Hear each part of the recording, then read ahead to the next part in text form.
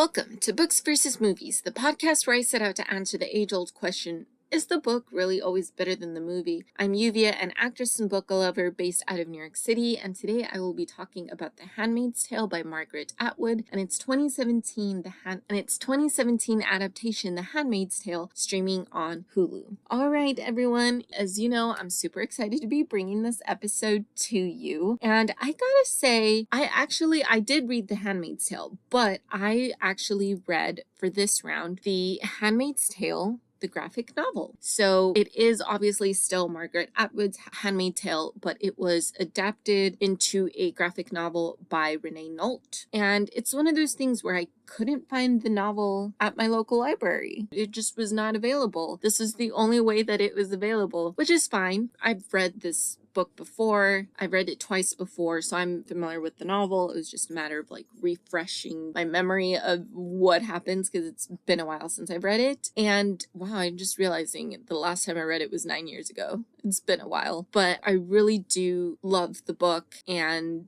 so I was like, all right, I'm excited to revisit it in the form of a graphic novel. So that was fun to experience it that way. And just visually, Renee Nault did a great job adapting it. It's absolutely beautiful. She used like watercolors to bring it to life. So it's like these beautiful watercolor paintings, just bringing the story to life. And yeah, so just want to give that disclaimer that it is obviously still Margaret Atwood's Handmaid's Tale, but I read the graphic novel for this iteration because it wasn't available. I don't know, maybe people are panic reading because of the new administration. I don't know, but it was just not available in its regular novel format. So I did read the graphic novel, but I'm glad I did. It was beautiful. And I do want to say that the graphic novel adaptation of The Handmaid's Tale was actually a Goodreads Choice Award nominee for readers' favorite graphic novels and comics in 2019. So obviously it didn't win, but it was a nominee. So anyway, and yes, this is a special TV series versus book episode to discuss The Handmaid's Tale. I believe there is a film version of The Handmaid's Tale, but no one talks about it. I don't think it's reviewed very well from what I've seen. So this is kind of the Handmaid's Tale that everyone is familiar with. And this was actually the first TV series I saw when I moved to New York City. As you know, I've mentioned I'm not much of a TV watcher.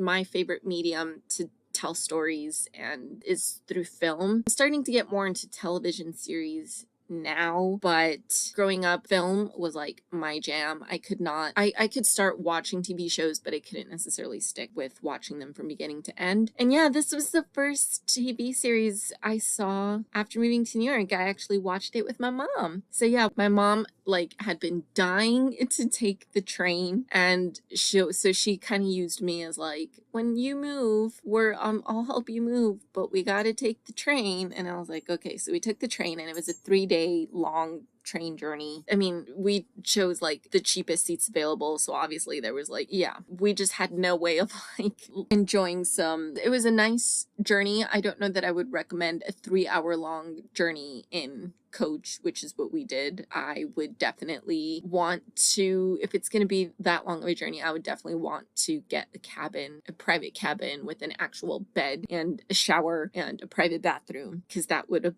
all been nice. But anyway, so yes, 3-day journey, got to New York City. My roommates obviously went about their lives after I moved in because they'd been living here for a while. And my mom stayed with me. I don't remember if it was like 4 or 5 days or if she stayed like the full week, but she did stay with me for a little bit to help me move in, and she bought a lot of my furniture. So thank you, Mom. Definitely appreciate it. And yes, she helped me make the move out here. And so we actually watched the series together. That was the thing we would watch when we were waiting for like the furniture that we had bought to be delivered. We would just sit down and watch it, and then after we did some exploring, we would like come home and watch it. So that's the first series I saw when I moved to New York, and I did it with my mom, so that was nice. That's a good memory. So this was my second time rewatching the first season. I've only ever seen the first season. I've heard mixed things about seasons 2 to 4, and season 5 is premiere later this year if it hasn't premiered already, but I think it just premiered actually. But anyway, so yeah, I've heard mixed things things about seasons 2 to 4, so I was never really interested in watching it. But beyond that, I have a thing. If you're gonna do a series based on a book, a standalone book, eventually Margaret Atwood did expand the story via the Testaments, which is, I think it's technically a prequel to The Handmaid's Tale, but it's one of those prequel sequels, if I'm not mistaken. It's a prequel. But yeah, but the series it's still its own thing. Like, it does not incorporate the Testaments into the storyline at all, because that's a completely different storyline. So I have this thing about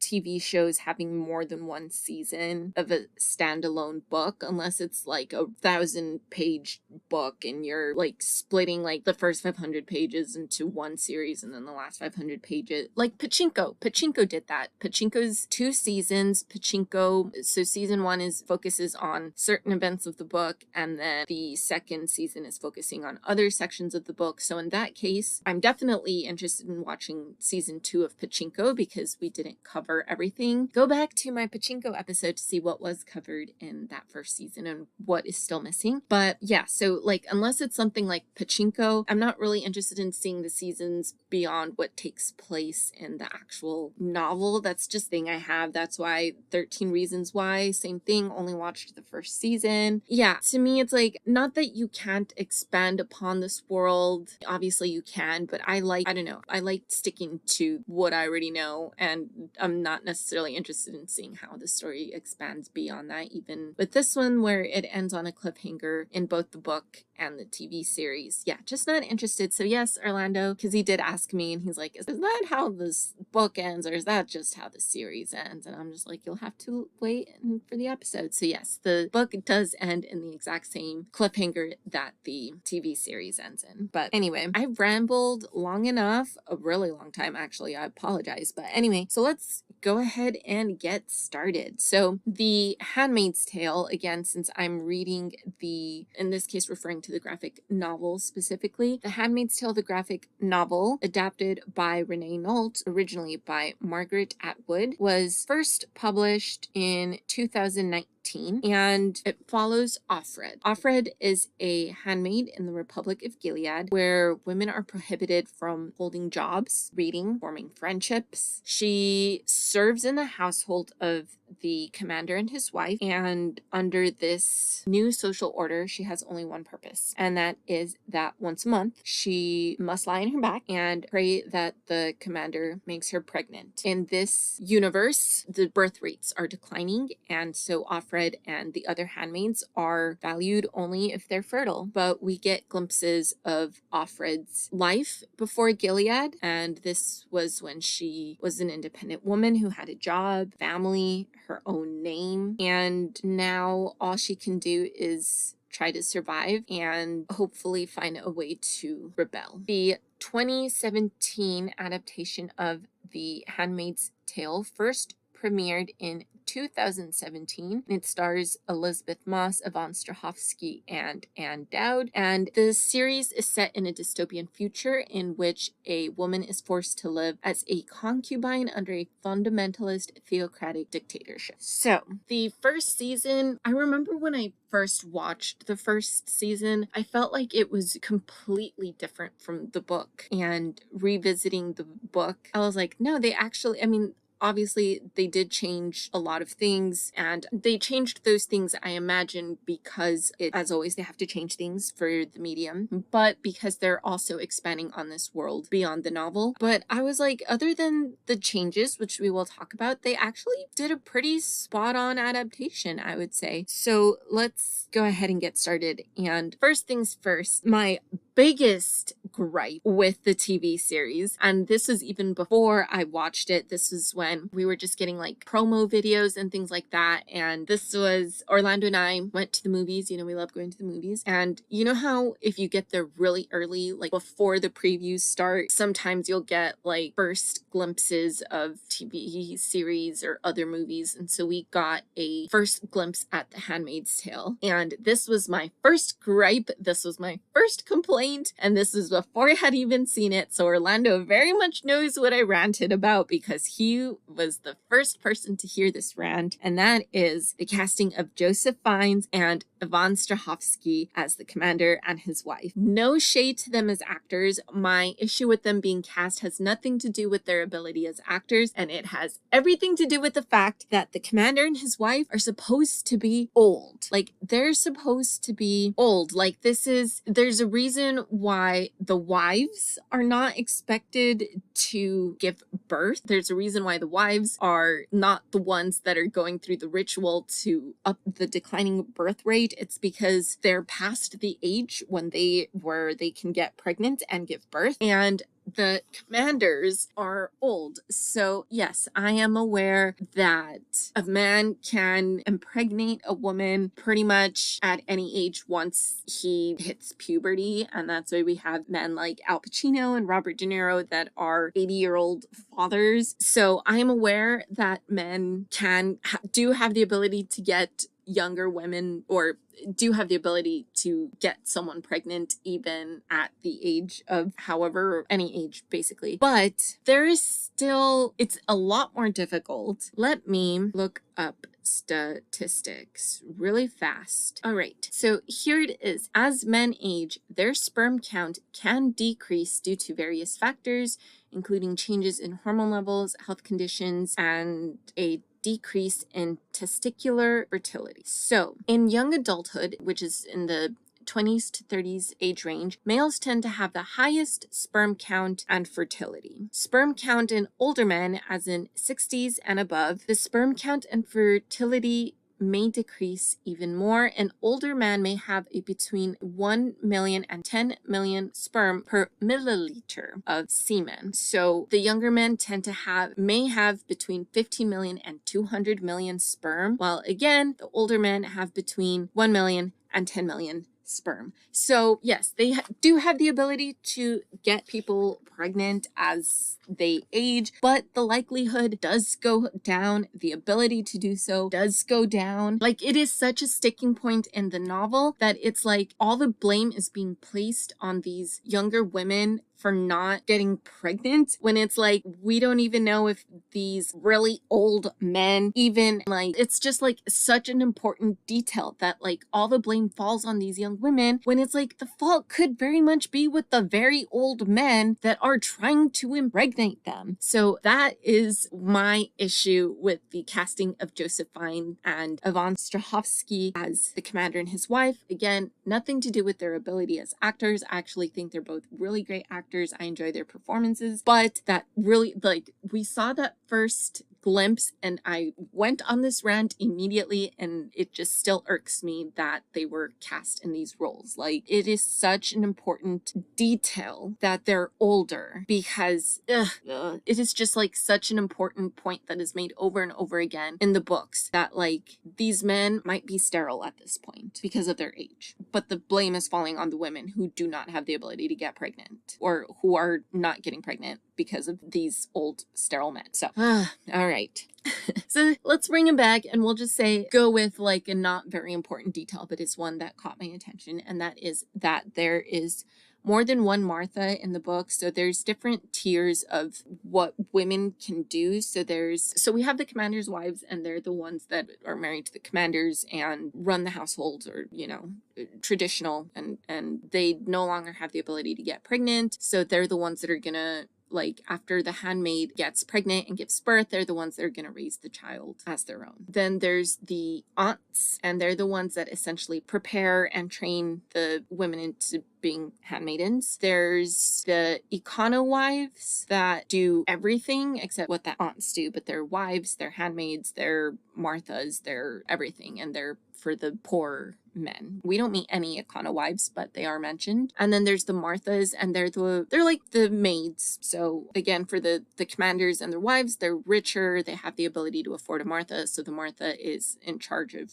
cleaning, cooking, all of that. So those are the different rankings of women. They each wear their own individual color. In the TV series, there's only one Martha. In the book, there's actually two Marthas that live in the household. both the book and the TV series are told via flashbacks. So we flash back and forth between the current time and the time before, whether that be the time way before Gilead was established or once Gilead was established and we get a glimpse of the Red Center. The Red Center is where all the women that have been selected to be handmaids are trained to be handmaids. So there is one character named Janine, and she is beaten in the Red Center. But I will say this is another thing that a lot of people took issue with in the adaptation, and that is that the Republic of Gilead takes a lot of the Bible very literally. So, for example, in the TV series, this doesn't happen in the book, but in the TV series, Janine is beaten and she's punished by having her eye removed. And it's one of those things that, like, one of the scriptures says, if your eye causes you to sin, have it removed. So there are handmaids like Janine, her eyeball is taken out. There's other handmaids that are missing a hand, and again, that was through punishment because their hand is what caused them to sin. So this doesn't happen in the novel. They are beaten, they are punished, but they are not punished with the removal of eyes or limbs. And the reason for that is, and again, this was a gripe that some people had with the adaptation, is that a lot of people felt that these women would not be, like, you wouldn't remove an eye. Like, this whole thing is about, how should I phrase it? It's about perfection in a way. Not perfection. It's kind of, how do I phrase it? It's very racist, ableist. There you go. It's a very racist and ableist society. So there's no way that they're not actually going to give a handmaid a disability. That's not, like, the women that are chosen to be handmaids are perfect, for lack of a better word, like physically perfect and meet the society's standards, which is that they're white. And again, they have all their limbs because in this society, ableism is a very big thing. And this isn't, like, explicitly stated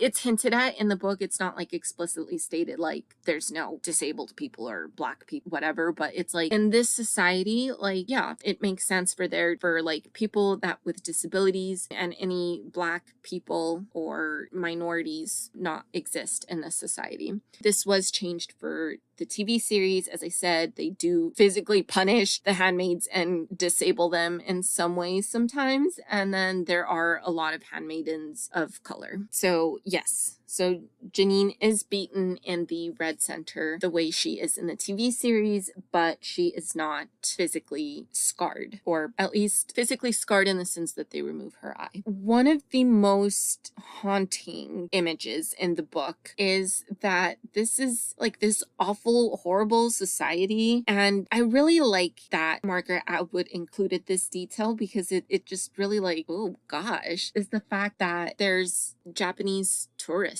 They're visiting Gilead and taking pictures of the handmaids as if they're animals at the zoo and asking them, like, yeah, they're there as tourists to see Gilead, but it's like, is this really a country you should be visiting? I don't know. Yeah, it's really striking. And that's one of the images I remember that really stuck with me after I read the book. And it continues to stick with me now. And yeah, and it just feels really nasty to just see these, like, tourists from another country, like, literally touring this place and just seeing how these poor women live. And it's like, well, sucks to be them. I'm gonna go back to my country. And again, there's commentary there. But in the TV series, they don't include these tourists. They changed it instead, in which there's a group of Mexican ambassadors that come and get to see Gilead and how it's run. And there's, like, this big presentation for them and this big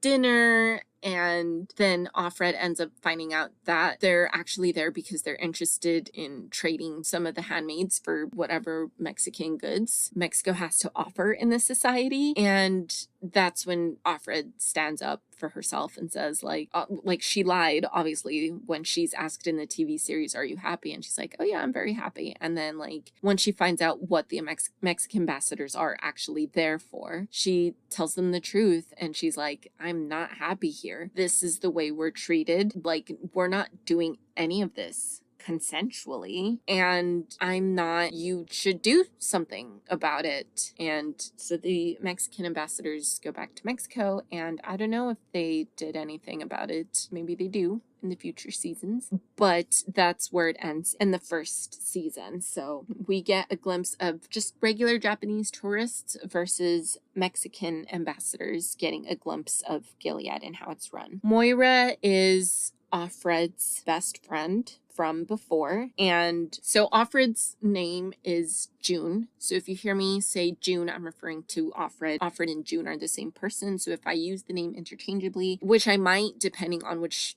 time period in the story I'm talking about. If it's the time before Gilead, I'll probably say June. If it's the times of Gilead, I'll probably say Offred. But in case I don't, and I just interchange them willy-nilly, just know that if I'm talking about June, I'm referring to Offred. So Moira is Offred's best friend from before, and they reunite briefly at the Red Center. And in the TV series, Moira escapes once. In the book, she actually tries to escape twice. So in the TV series, she escapes once and is successful. In the book, she escapes twice. Once is not successful, and the second time it is. So the first time she tries to escape by pretending she's sick, because she's seen that they call the ambulance if someone at the Red Center is seriously ill. And so she's like, I'll pretend that I'm sick, they'll call the ambulance, and then I'll escape once. Like, once I'm out of the Red Center, it'll be easier for me to escape. So she does that. She pretends to be sick, and the ambulance is called and everything, but then she's brought in a few hours later and she's been beaten because I guess they've figured out that she wasn't actually ill. So that was a failure. The second attempt matches the attempt made in the TV series. There is one difference, which I will touch upon, but essentially what happens in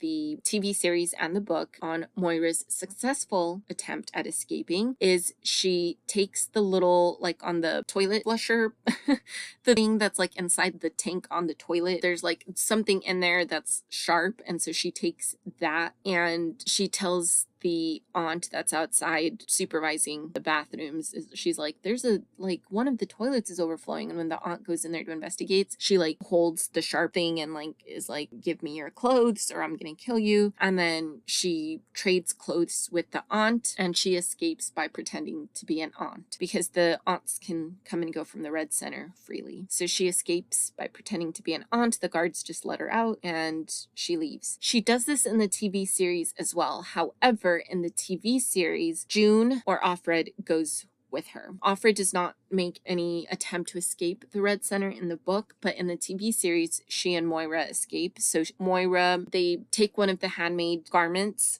and Offred puts it on. Moira does the same thing. She takes the little sharp thing from the toilet and steals the Martha's clothes, and they exit the Red Center, and they make it as far as the subway. When they get to the subway, like Moira walks a little bit ahead of June, and as June falls behind, two guards see like a handmaid all by herself, and so they're like, where'd you come from? Who are you with? Handmaids aren't supposed to walk around by themselves. And she's just like, and then she's just looking at Moira's looking at her, and so Offred is taken back to the Red Center and Moira gets on the subway and is able to escape. So in this instance, it is June who is punished the way that Moira is punished in the book after her first attempt. So she's severely beaten and whipped, like her feet are whipped, so she can't stand for a few days. But yeah, in the TV series, so the commander's wife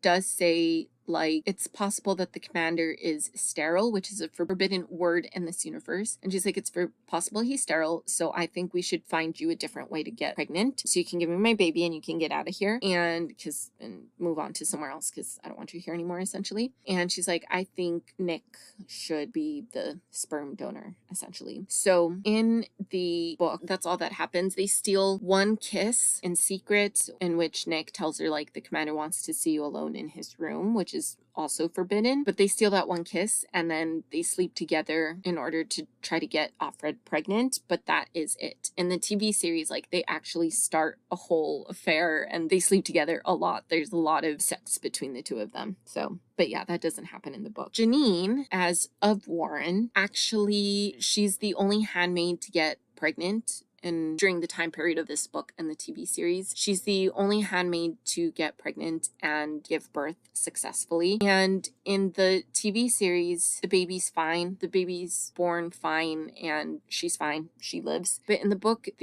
she gives birth and the baby's fine, and then the baby ends up dying like a few days later, which in this universe it's pretty frequent. Like, you can give birth to a baby that looks healthy and then they just die suddenly. The declining birth rates and the child mortality rates in this universe are attributed to a lot of pollution and a lot of radiation, which makes sense for a baby to not be able to survive all of that. But yeah, the baby doesn't die in the TV series, but it is mentioned at some point in the book that she died a few days after being born. And it's just one of those things where it was like they named her, where Offred says like they named her too soon. But it's just a very common thing. So it's not, and any child that makes it past the baby stage is like, there's like a certain threshold, I'm not exactly sure what it is, where it's like, okay, this baby's not gonna die, like she's good, she survived, she's gonna make it into adulthood essentially. And in the TV series, since Angela's the baby, is fine and she doesn't die, what ends up happening instead is that Janine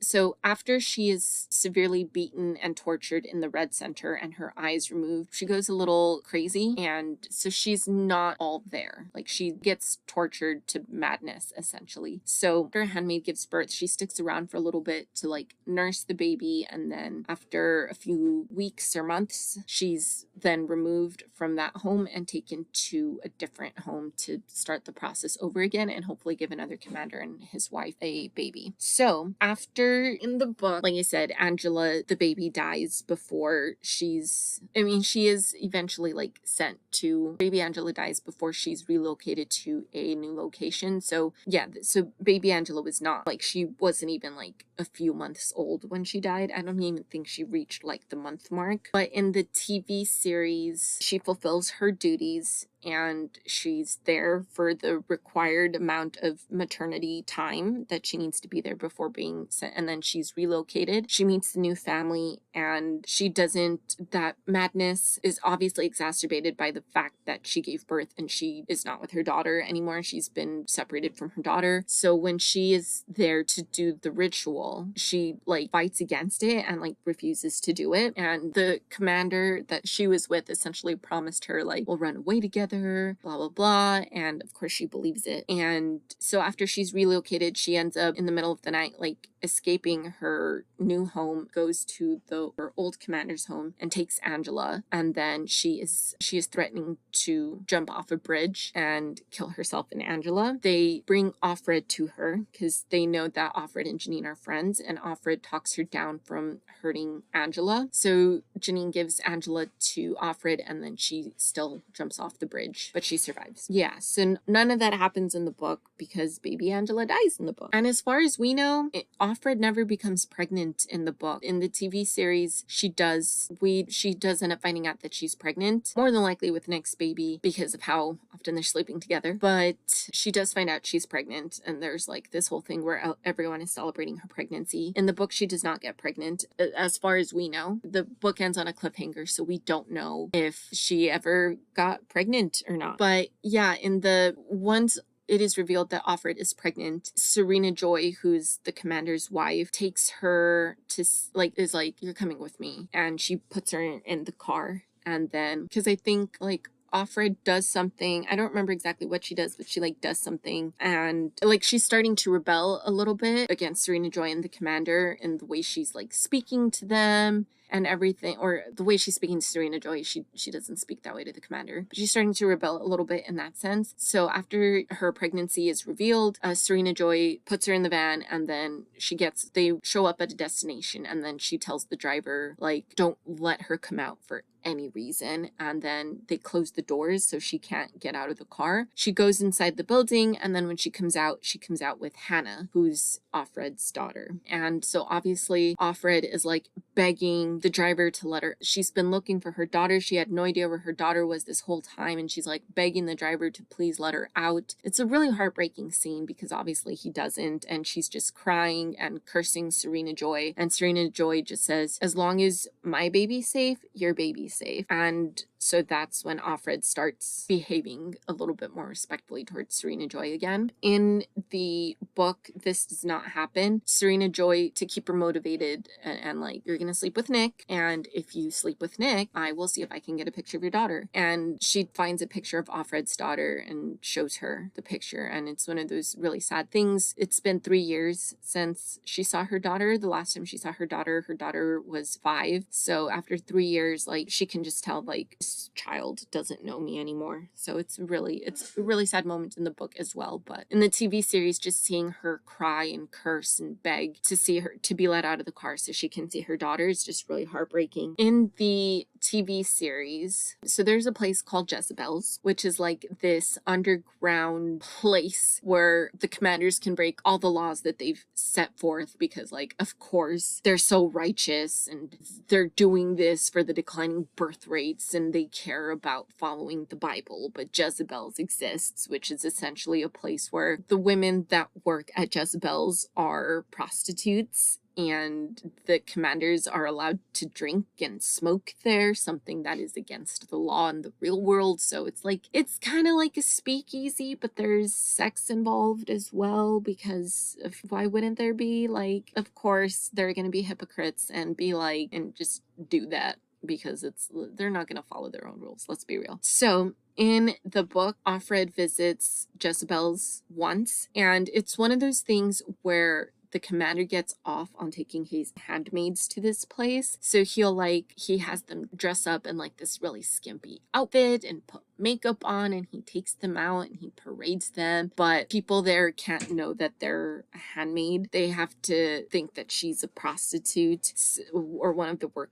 the sex workers there. And so he goes and he like gets off on like, yeah, this is like the sex worker I got for the night. And Offred has to be like, I'm with him for the night. And he just like, and then he like takes her to one of the hotel rooms and sleeps with her and the way that he wants to, and which is not the boring ritual way. So yeah, he gets off on this and on this power trip essentially. But in she only visits that place once in the book. In the TV series, she visits it twice. And the reason she visits the first time, it's the same reason as the book. The commander just wants a power trip and takes her there. The second time in the TV series is because the handmaids that are working on a rebellion to bring the end of Gilead, one of the handmaids that's in on it tells her, like, there's a very important package there. We know that you've been to Jezebel's because someone, don't you worry about it, we just know. So there's a very important package at Jezebel's, and we need you to convince your commander to take you there again and pick up the package from this bartender and bring it back to us. And so she does. She convinces the commander, like, oh, can you take me again? Like, I really enjoyed having sex with you there, and I really enjoyed it. And he's like, yeah, of course. And then he takes her back, and she's not able to retrieve the package, but she does go there twice. The reason she's unable to get the package is because we need to give Moira something to do. Yes, Offred and Moira are reunited for the first time in years at Jezebel's. It turns out that after Moira escaped the Red Center, she was eventually caught, and they gave her the choice of either going to the colonies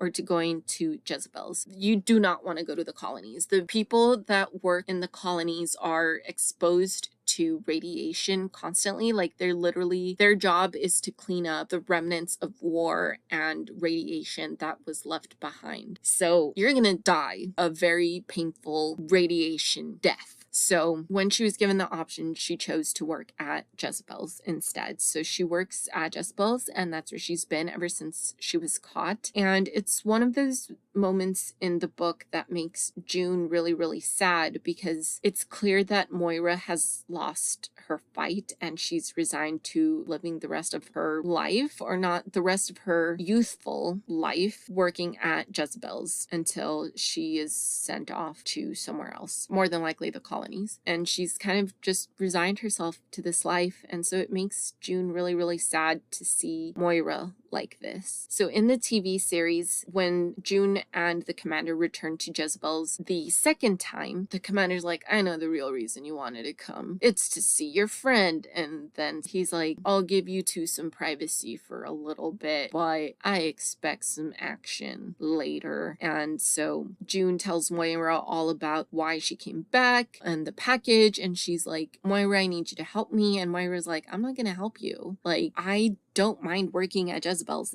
And if I get caught, like, I'm for sure going to the colonies, and I'm not going to go to the colonies. And so, like, June yells at her and is like, what happened to the old Moira? The old Moira knew would not just give up like this. She would fight. She would do something about it. And it's like this epic blowout that ends with her in tears, and the commander comes back. It's kind of like, I'm sorry that you had a fight with your friend, blah, blah, blah. And then she's unable to complete her mission because the commander comes back. And it's like the only way, like, yeah. So then she receives a package later on while she's on a shopping trip. And it's from Moira. And we find out that Moira was like, you know what? June is right. So she gets the package, manages to sneak it out of Jezebel's and into Offred's care. And then she dresses up as one of the eyes. So the eyes are the ones that are in charge of enforcing the law. And if you see an eye coming for you, it's very bad news. But anyway, so she attacks one of the eyes and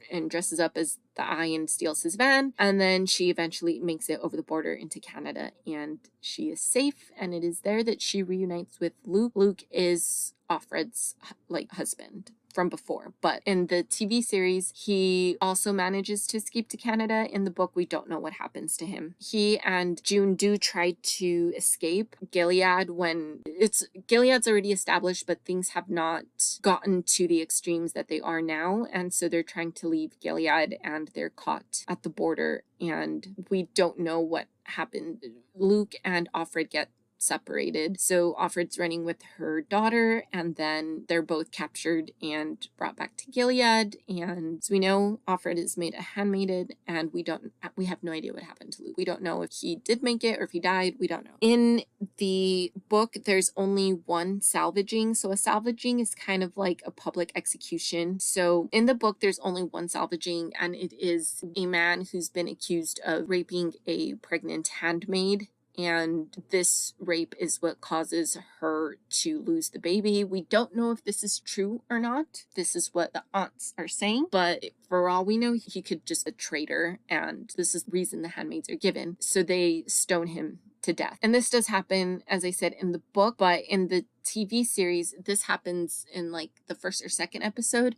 And then there's another salvaging that doesn't happen in the book, in which the salvaging is Janine. So again, at this point, Janine has jumped off the bridge. She survives the suicide attempt, and for the harm she could have brought to Angela, for the harm she brought to the commander and his wife, and for her attempted suicide, essentially, this all means she's sentenced to death. So she goes to the salvaging, and all the handmaids refuse to kill Janine. And Janine is spared because the handmaids decide not to participate. So as I said, the second salvaging involving Janine does not happen in the book. The salvaging against the man who supposedly sexually assaulted a handmaid happens towards the end of the book. And in it, Ofglen, who is Offred's partner. So again, in this society, the handmaids are not allowed to walk by themselves. They're not allowed to go anywhere without supervision. So they're paired up with other handmaids, and they do everything in twos. And Ofglen eventually finds out that like Offred is interested in joining the rebellion.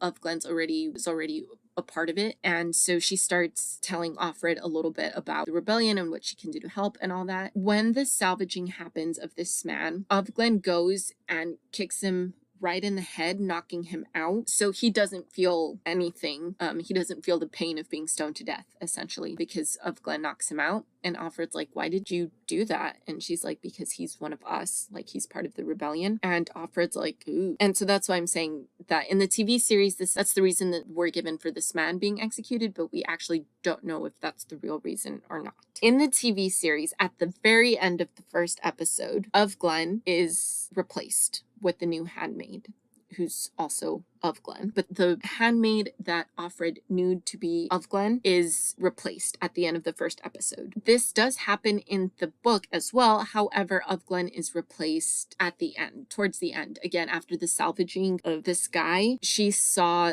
that the new Ofglen reveals that she saw the van of the eyes coming for her. And so it was one of those things that she's like, oh, I've been discovered as a rebel and I'd rather kill myself than go to wherever the eyes are taking. Like I said, you don't want to go where the eyes are taking you. So Ofglen decides to kill herself. And yeah, like this happens at the end of the book. Like it was one of those things that's like, Ofglen's around for a while. In the TV series, like she's gone after the first episode. So yeah, in the TV series, the reason Ofglen is replaced with the new Ofglen is actually because she was caught as committing sexual crimes with another woman, which just means she was caught either making out or having sexual relations with a woman. There are no LGBTQ people in this universe or in this allowed in the Republic of Gilead. So this is against the law. So in the second episode, we see Ofglen being captured, and I think it's actually with the Martha of her house, like that she's been having this secret affair. So the Martha is ordered to be hanged, and she is. Ofglen sees her being hanged, and then Ofglen is spared and the only reason she's spared is because she's a handmaid and they need all the fertile women to be handmaids, essentially. So she's spared the death penalty. But when she wakes up at the end of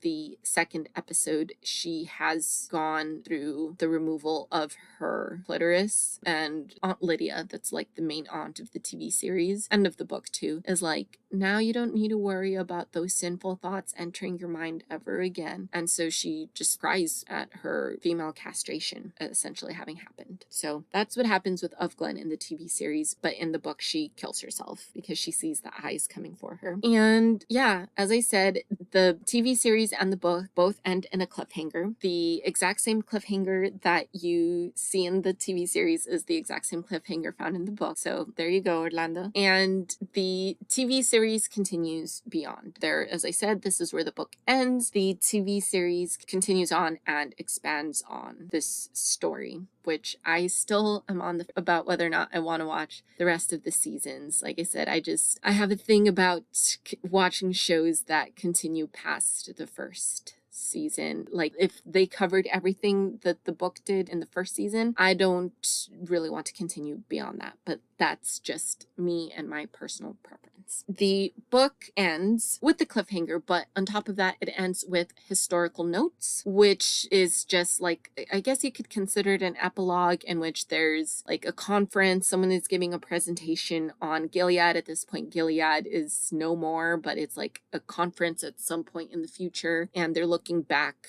on Gilead and the ways and customs that they believed in, and this is a symposium from Gilead experts talking about everything they know, and that includes everything they know about Offred, because the whole story of The Handmaid's Tale is told through recordings that Offred did at some point. However, where her tale ends is how it ends. These experts don't know if Offred ended up getting killed or if she made it to Canada and lived out the rest of her life in Canada. Like, there's no answers. They don't know. We don't know what happened to Offred. So it's still a cliffhanger. And I kind of wish the book had ended there, as frustrating as it is, because the historical notes don't really give us any new information other than the commander was eventually killed, or not, well, yeah, killed, and well, maybe not killed, but he was punished. He was found guilty of having forbidden materials in his house and for committing crimes, as in like visiting Jezebels. So all of that happens, but yeah, it's kind of Offred's story remains a cliffhanger. So I kind of wish that that Margaret Atwood had left it as that, because in my opinion, like, the historical notes don't really add too much beyond that. But anyway, I just want to say that,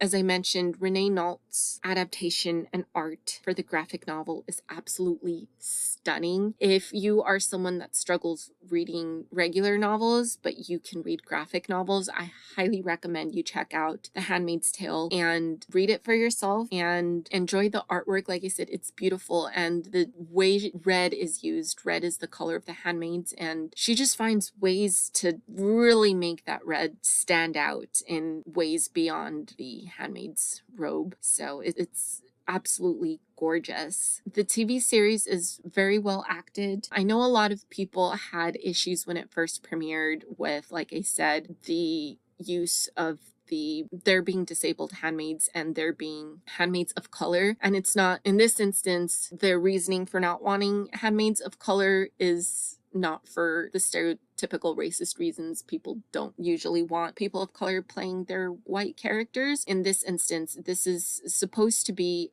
obviously a dystopian future, but in this society, for the people in charge that are living it, they have created the perfect utopia. And in this perfect utopia, there's no room for, they believe in eugenics. That's all I'll say. So yeah, so that was something that I really, really liked about I can't fault the actors. All the actors are great. Even Joseph Fiennes and Yvonne Strahovski, again, no issues with them as actors, just age-wise, they don't fit. We needed to go with someone old. Okay, done ranting about that. But yeah, Elizabeth Moss as Offred is fantastic. She's great. I can't fault her performance in any way. Like, those moments, like that scene with Hannah, it's so good. Like, she's great. And yeah, I think she makes a really great Offred. I know, apart from the issues I mentioned, a lot of people were like, the soundtrack for this TV show what is with this soundtrack? Ugh.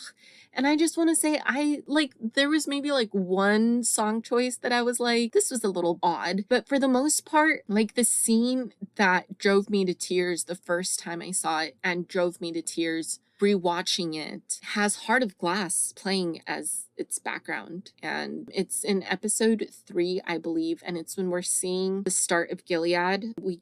In the flashbacks, we see Moira and June's credit cards get declined even though they have money, and June loses her job, and we find out that all her money is being transferred to Luke since he's her husband. Moira is a lesbian, and so the fate of her money is kind of up in the air because she doesn't have any relatives. Like, it's just her, so there's no male relatives that the money would go to. And the final scene ends in a protest, and the police start firing back against the protesters. It's a peaceful protest, and they're being shot at and attacked, and Heart of Glass is playing. And the juxtaposition of this song that I really, really love with this scene that's just really hard to watch, it gets me every time. So I personally did not have any issues with the soundtrack. But anyway, that being said, I rated the book 4 stars. I rated the graphic novel 4 stars, but the book is